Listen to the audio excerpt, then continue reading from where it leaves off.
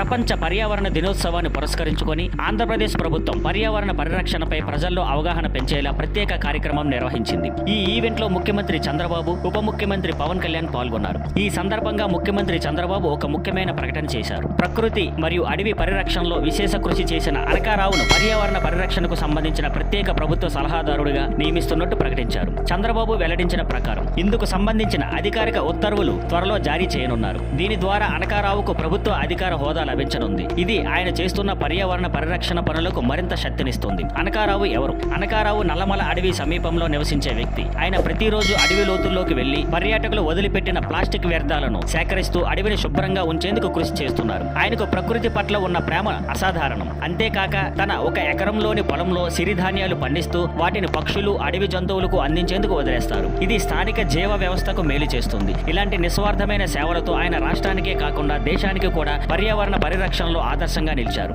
ఇప్పుడు ఆంధ్రప్రదేశ్ ప్రభుత్వం ఆయనకు ప్రత్యేక సలహాదారునిగా గుర్తింపు ఇవ్వడం నిజంగా గర్వకారణం. సామాన్యుడిగా ప్రారంభించి విశేష సేవల వల్ల ప్రభుత్వ హోదా పొందడం చాలా అరుదైన మరియు విలువైన విషయం. Thank you for watching. Please like, share and subscribe.